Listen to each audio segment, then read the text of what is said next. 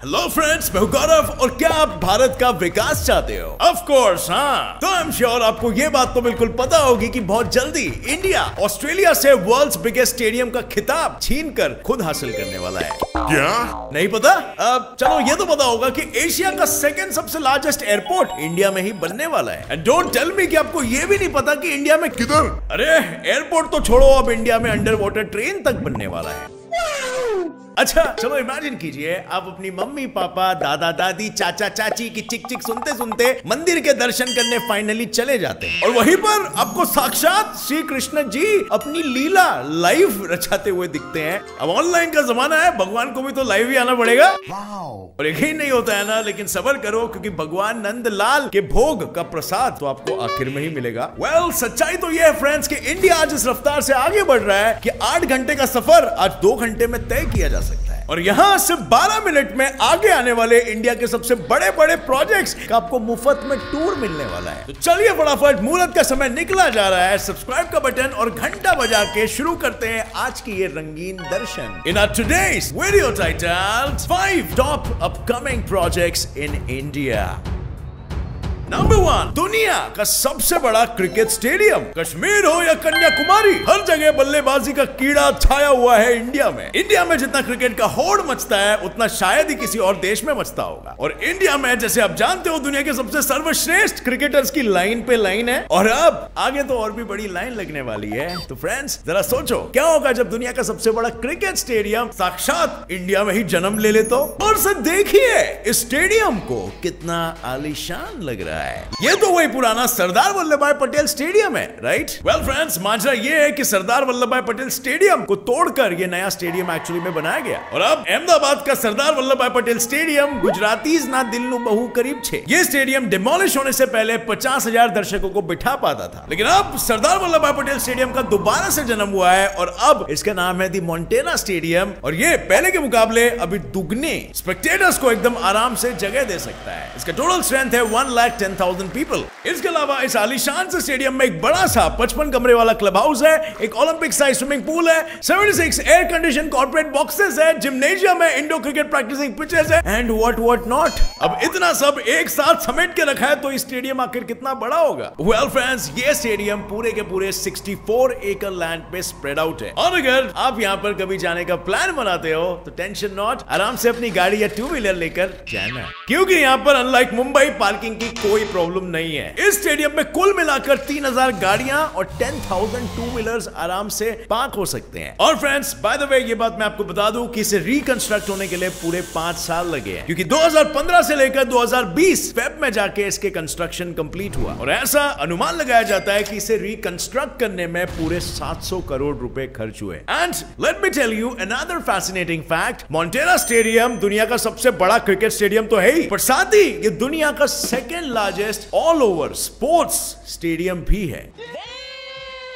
मतलब largest cricket stadium in the world और second largest sports stadium in the world. Number 2, दुनिया का सबसे बड़ा हाईवे टनल। अब भाई लोग क्या आपको पता है इंडिया अब खुद का ही वर्ल्ड रिकॉर्ड ब्रेक करने जा रहा है? किधर, कहां, कैसे? चलिए जानते हैं। लद्दाख के लेह, श्रीनगर और कारगिल के हाईवे पर अब दुनिया का द मोस्ट एंटिसिपेटेड और लार्जेस्ट हाईवे टनल बनने जा रहा है। अटल टनल जो करंटली एशिया का लॉन्गेस्ट टनल है उसे ब्रेक करने के रिकॉर्ड का झंडा लेकर ये जोजिला टनल 11,500 फीट की ऊंचाई पर कुल मिलाकर 14.5 किलोमीटर लॉन्ग डिस्टेंस को कवर करेगा। लेकिन जब सबसे बड़े सुरंग का टैग जीतना हो तो सबसे बड़ा बिल ना आए, ऐसा हो सकता है क्या? क्योंकि इस बड़े प्रोजेक्ट का बजट है 6,800 करोड़ रुपीस। और अब फ्रेंड्स जरा 2 मिनट सोचिए, क्यों इंडियन गवर्नमेंट वापस से दुनिया का सबसे लॉन्गेस्ट टनल का खिताब इतना डेस्परेटली जीतना चाहती है? क्या एक बार ये खिताब जीतना काफी नहीं था? वेल बात किताब की नहीं है बल्कि इस बात की है कि इस लंबे सुरंग से इंडिया को फायदा ही फायदा होने वाला है। फायदा नंबर 1 ये है कि श्रीनगर से ले जाने का 3.5 घंटे का सफर अब सिर्फ 15 मिनट का रहेगा और आपका 3.25 घंटा यूं ही बच जाएगा। अब आते हैं फायदा नंबर 2 की तरफ। अब आपको तो ये पता ही होगा कि लद्दाख रीजन में आए दिन भारी बर्फबारी होती रहती है और इसी कारणवश लगभग आधा साल यानी कि 5 से 6 महीने तो श्रीनगर से ले और ले से कारगिल का रास्ता हो जाता है ब्लॉक। तो इसी बर्फबारी से हो रही कनेक्टिविटी इश्यूज का समाधान ढूंढने आ रहा है ये टनल और वो भी सिर्फ 5 सालों में, क्योंकि अनुमान लगाया जा रहा है कि 2025 तक ये टनल रेडी टू यूज हो जाएगा। और फाइनली फायदा नंबर 3, ये जोजिला टनल हमारे भारतीय सैनिकों के लिए किसी वरदान से कम नहीं होने वाला है, क्योंकि सैनिकों के लिए आए दिन कनेक्टिविटी इश्यूज की वजह से लेह, कारगिल और अन्य ऐसे स्थानकों तक आवश्यक सामग्रियां पहुंचाने में काफी दिक्कत होती है और उन्हें काफी मुसीबतों का सामना करना पड़ता है। तो ये टनल काफी हद तक उनके कंधों से थोड़ा बोझ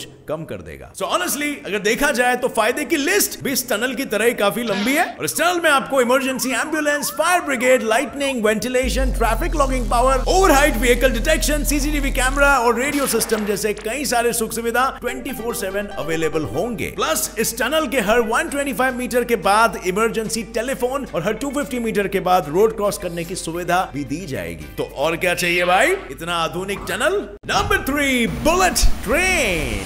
जिस रफ्तार से इंडिया बुलंदियों को छू रहा है, अब उससे तिगुने रफ्तार से भारत के पटरियों पे रेलगाड़ी भी चलेगी और सिर्फ जमीन पर ही नहीं बल्कि अंडर वाटर भी तैरेगी। इंडिया के प्राइम मिनिस्टर नरेंद्र मोदी और जापान के प्राइम मिनिस्टर शिंजो आबे ने हाथ मिलाकर इंडिया में बुलेट ट्रेन ट्रैक्स सेट कर दिए हैं और अब बस गेट सेट फ्लाई होने की देरी है। अब फ्रेंड्स, इस दोस्ती यारी में जापान ने हाथ से हाथ मिलाकर अपना दूसरा हाथ अपनी जेब में डालकर 80% बजट यानी कि पूरा 88,000 करोड़ का 50 साल का बड़ा लोन देकर इंडिया के इस बुलेट ट्रेन प्रोजेक्ट की फंडिंग की है और वो भी at a rate of just 0.1% interest. तो भैया देखा मोदी जी का कमाल, और अब करो थोड़ा मैथ्स का धमाल। If 80% is equal to 88 crore rupees, 50 साल के बाद इंटरेस्ट के साथ हमें जापान को कितने रुपए लौटाने पड़ेंगे? If you know the answer, comment down below. Well friends, भूलो मत कि 80% ही इंडिया को फंड किया गया है, बाकी का 20% इंडिया को खुद भरना है। So टोटल बजट इस प्रोजेक्ट का है 1,10,000 करोड़ रुपीस और ये ट्रेन मुंबई और अहमदाबाद के बीच में 508 किलोमीटर्स को कवर करेगी। लेकिन अब आता है यहाँ पर एक इंटरेस्टिंग ट्विस्ट, क्योंकि 508 किलोमीटर्स में से 21 किलोमीटर्स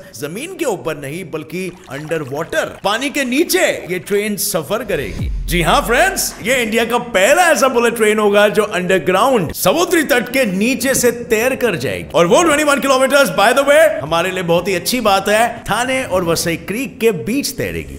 मेरा मतलब है दौड़ेगी। और वही जहां मुंबई से अहमदाबाद अप डाउन करने में आज की तारीख में 8 घंटे लगते हैं, इस ट्रेन के 315 किलोमीटर प्रति घंटे की स्पीड में आप सिर्फ 2 घंटों में ये सफर तय करोगे। लेकिन अफसोस बड़े खेद के साथ ये कहना पड़ रहा है कि इस ट्रेन का आनंद लेने के लिए आपको थोड़ा रुकना पड़ेगा, क्योंकि महाराष्ट्र के करंट सरकार ने 2019 से ही इस प्रोजेक्ट को ऑन होल्ड रख दिया है। थामा जरा, सबर करा। अब क्यों किया, उसका जवाब ये रहा। महाराष्ट्र की सरकार का ये कहना है कि बुलेट ट्रेन महाराष्ट्र की टॉप प्रायोरिटी नहीं है। और इस विषय में आपका क्या कहना है? क्या आपको लगता है बुलेट ट्रेन हमारी प्रायोरिटी है या फिर नहीं? और अगर नहीं है तो उतना पैसा कहां पे डालना चाहिए? Comment down below your answers and let us know.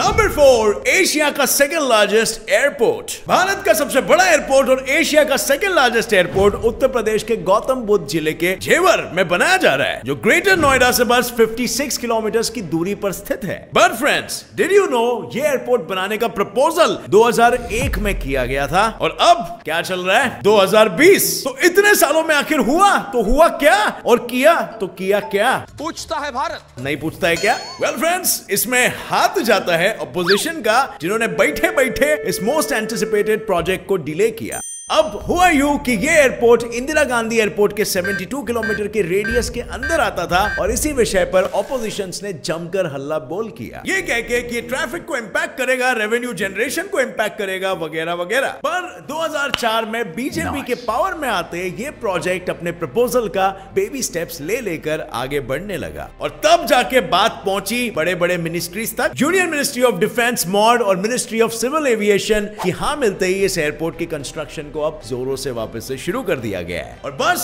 आने वाले सिर्फ 4 सालों में ये प्रोजेक्ट रेडी होकर खड़ा हो जाएगा। ये पूरा प्रोजेक्ट तकरीबन 5000 एकड़ में फैला हुआ है और इसमें लगभग 6 से 8 रनवेज बनने वाले हैं और ये प्रोजेक्ट इतना बड़ा है कि इसे कंप्लीट होने के लिए पूरे 4 फेजेस लगेंगे। पहला फेज कंप्लीट होते ही ये 120 लाख लोगों को केटर करना शुरू कर देगा। दूसरे फेज में ये 300 लाख लोगों को केटर करना स्टार्ट करेगा। तीसरे फेज में 500 लाख लोगों को और चौथे यानी आखिरी फेज में 700 लाख लोगों को। और इसी तरह ये एशिया का सेकंड लार्जेस्ट एयरपोर्ट तो बनेगा ही और इसी के साथ दुनिया का 5th लार्जेस्ट एयरपोर्ट भी बनेगा और होगी ना ये इंडिया के लिए एक गर्व की बात। नंबर 5, कृष्ण लीला थीम पार्क। दोस्तों, आज से कुछ 5000 साल पहले द्वापर युग में, जब कहते हैं श्री कृष्ण का जन्म हुआ था और जहां उनका बालपन मथुरा में बीता था, और मथुरा वासियों पर एक दिन बिन मौसम बरसात, कड़कती बिजली और बाढ़ का भारी कहर टूट पड़ा था। क्या नहीं याद है आपको देवराज इंद्र का वो घमंड भरा क्रोध? और क्या अगर मैं आपसे कहूं कि ये 5000 साल पुरानी घटना